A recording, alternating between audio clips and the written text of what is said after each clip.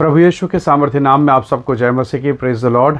आइए आज के सुंदर दिन के लिए हम प्रभु का धन्यवाद करें। इस खूबसूरत समय के लिए हम परमेश्वर की स्तुति करें।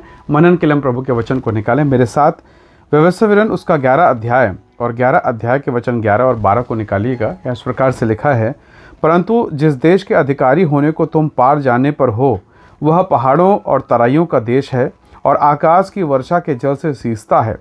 वह ऐसा देश है जिसकी तेरे परमेश्वर यहोवा को सुधि रहती है और वर्ष के आदि से लेकर अंत तक तेरे परमेश्वर यहोवा की दृष्टि उस पर निरंतर लगी रहती है।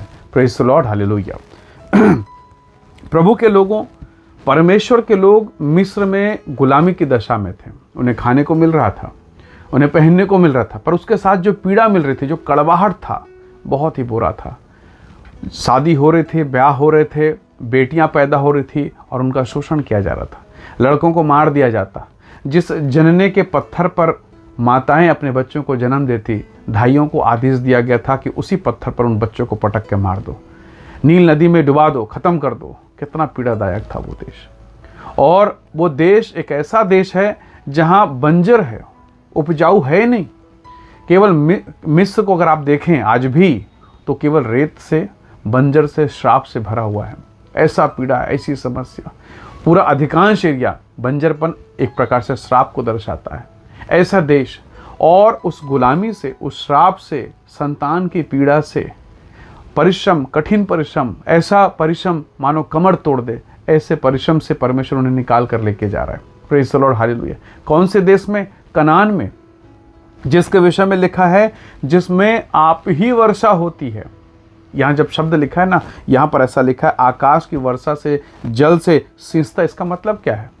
नील नदी में, जो एक प्रकार से कहा जाए मिस्र देश का लाइफ लाइन, वहाँ मैनुअल हाथों से या अन्य साधनों से अपने फसलों को सींचना पड़ता, तैयार करना, कितना कठिन परिश्रम। लेकिन प्रभु कहता है इस देश के विषय में, आकाश से वर्षा क्या कोई अनोखी बात है? ये तो कॉमन है हमारे लिए। पर जब यहाँ पर ये लिखा है आकाश की वर्षा के जल से सींचता, इसका मतलब ये एक विशेष विषय है। यानी जिस देश में वो गुलाम होकर रहे, इतना अधिक श्राप है कि वहाँ ढंग से बारिश नहीं हो रहा। अगर बारिश होता तो मरुस्थल नहीं होता, रेगिस्तान नहीं होता। यानी वहाँ बारिश की मात्रा बहुत कम है। पर कनान देश, जहाँ वर्ष में 2 बार, ऐसा वचन में लिखा है, वर्ष के शुरू में और अंत में वर्ष में 2 बार बारिश है। और जहाँ बारिश है वहाँ दूध और मधु की धारा है, वहाँ पशुधन है, वहाँ फसल है। मनपसंद फसल वो पैदा कर सकते क्योंकि वहाँ पानी की बहुत आयत है। Hallelujah, praise the Lord. परमेश्वर क्यों ऐसा कर रहा है? प्रभु का कहना है कि मिस्र देश में इजराइलियों के आंसू, पीड़ा, कराहना मुझ तक पहुँच गया है और अब मैं उतर आया हूँ कि उन्हें छुड़ाऊँ। हालेलुया। परमेश्वर के लोगों, मिस्र में रहते रहते उन लोगों ने प्रार्थना शुरू किया, आराधना शुरू किया, रोना शुरू किया, चित्कार, करुणात, पीड़ा, परेशानी, और वो परमेश्वर को पुकारने लगे। स्वर्ग का परमेश्वर सीने पर उतर आया। हालेलुया। परली और होरेब पर्वत पर उतर आया। उसने मूसा को चुना, मूसा को तैयार किया और अद्भुत अनोखी रीति से छुटकारा दिया। Praise the lord, hallelujah. न सांग से, न भाला से, न औजार से, एक छोटी सी लाठी से। Praise the lord, hallelujah. वो लाठी जो मूसा को भेड़ बकरी चराने के लिए सौंपी गई थी, धन्यवाद परमेश्वर का, उसी गुलामी की लाठी को प्रभु ने ऐसा इस्तेमाल किया, आज वो समुद्र को 2 भागों में बांट सकती है। वो सताने वाले फिरौन के सामने उस लाठी को अगर आसमान पर उछाल दिया जाए, उठा लिया जाए, तो महाप्रलय, महाविपत्ति लेकर आ जाती। कौन सी लाठी? वो गुलामी की लाठी। और अब जबकि वो यीशु के नाम पर है, अब जो यहोवा यीरे के नाम पर है, अब वो सामर्थी लाठी हो गई है। प्रभु के बेटे और बेटियों, शायद आज आप पीड़ा में है, फाइनेंस में तकलीफ में है, संतानों की पीड़ा झेल रहे हैं, कमा रहे हैं, मानो बंजरपन श्राप है, मानो पैदा हो ही नहीं रहा है, मानो धन आता है और पता नहीं कहाँ चला जाता है। चीज़ें आप आसपास तो दिखाई दे रही, हरी भरी है, पर उसमें कोई जीवन नहीं, कोई जान नहीं, सब सूख गया है, सब कुछ आर्टिफिशियल, नकली लग रहा है। ऐसी अवस्था में लोगों ने रोना शुरू किया, उपवास रखना चालू कर दिया और परमेश्वर ने मूसा से कहा, मेरे लोगों की पीड़ा, उनके कराहना, उनकी वेदना मेरे कानों तक पहुँच गई है। क्या आपके घर में पीड़ा है, वेदना है, तो पहुंचने दीजिए परमेश्वर के कानों तक। आराधना कीजिए, प्रार्थना कीजिए। परमेश्वर के लोगों, हिजकिय्याह बिलख बिलख कर रोता है। उसके पाँव पर, उसके शरीर पर मानो फोड़ा है, मानो कैंसर के समान है, मतलब मरने की दशा में है। परंतु जब उसने बिलख बिलख कर प्रार्थना किया, परमेश्वर ने सुना और उसी दास यशायाह को कहा कि जाकर मेरे सेवक को कह दे, 15 साल मैंने उसे दे दिया है। Praise the lord, hallelujah. आपके आंसू को शायद कोई ना देखे, जब आप अकेले में रोएं, निराशा में, हताशा में, शायद पति ना देखे, शायद पत्नी ना समझे, चाहे बच्चे ना समझे, स्वर्ग का परमेश्वर जिसने मुझे और आपको माता के घर में बनाया, वो समझता है, वो जानता है, वो आपके आंसू की कदर करता है। प्रभु के लोगों, प्रभु ने कहा वफादार रहना, कनान में जाकर भूल मत जाना, आज्ञा में बने रहना। ये वो ऐसा मनोहर देश है जिस पर तेरी यहोवा की आंखें लगी रहती है। हालेलुया। श्राप की अवस्था में, श्राप की जगह में, श्राप के स्थान पर प्रभु की आंखें नहीं है।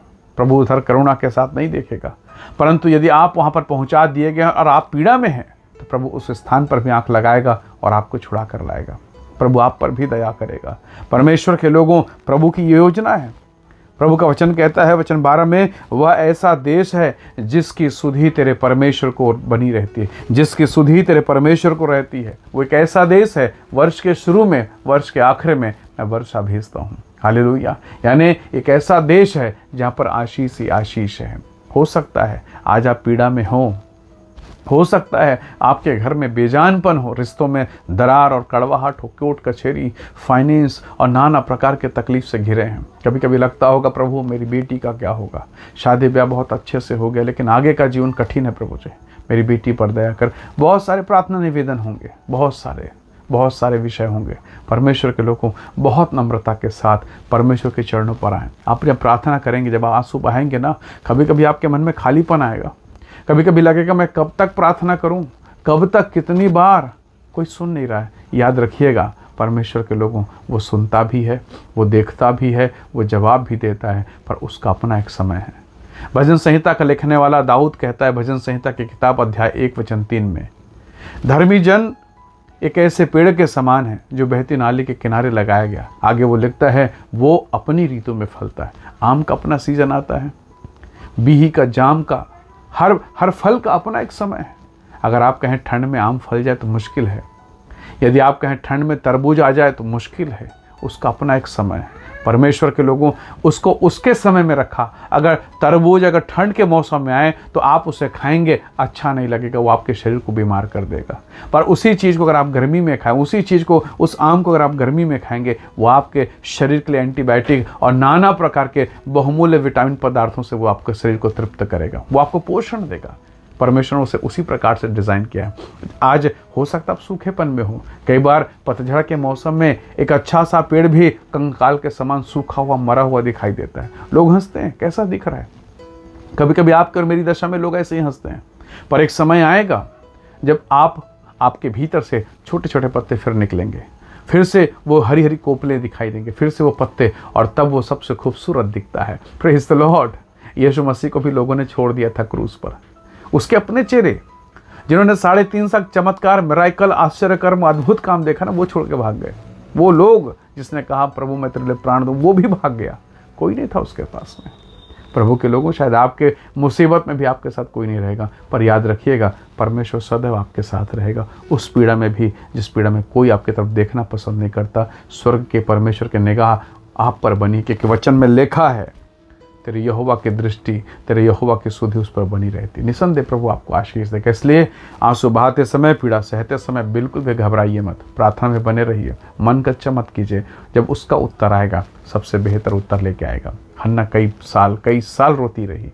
एक समय हुआ हन्ना गर्भवती हुई और उसके बाद उसके आंसू खत्म हो गए। Praise the Lord. परमेश्वर आपको भी फलवंत करेगा, अपने समय पर प्रभु आपको भी आशीष देगा। इसलिए प्रभु के चरणों पर बने रहें, प्रार्थना में टिके रहें। हालेलुया। आइए दुआ करें। सर्वशक्तिमान परमेश्वर पिता, मेरे प्रिय भाई बहनों पर दया कर, ब्लेस कर, इन्हें आशीष दे और इनके जीवन के जो कष्ट हैं, पीड़ा है, समस्याएं, प्रभु तू उसे दूर कर। प्रभु जी, उस गुलामी, उस श्राप से आप निकाल कर हमें स्वर्गीय कनान पर आप लेकर आ रहे हैं, हम आपका धन्यवाद करते हैं। मेरे प्रियजनों को आशीष दे। जो संदेश इस वीडियो को देख रहे हैं वे सब यीशु के नाम से स्वतंत्र हों, आशीषित हों, ब्लेस्ड हों, उनके जीवन पर तेरी महिमा हो। पिता धन्यवाद सारी आशीषों के लिए, महिमा और आदर हम आपको देते। धन्यवाद के साथ विनती प्रभु यीशु के सामर्थ्य नाम से मांगते हैं, आमीन आमीन। प्रभु आप सबको बहुत ऐसे आशीष दे। Praise the lord. जय मसीह।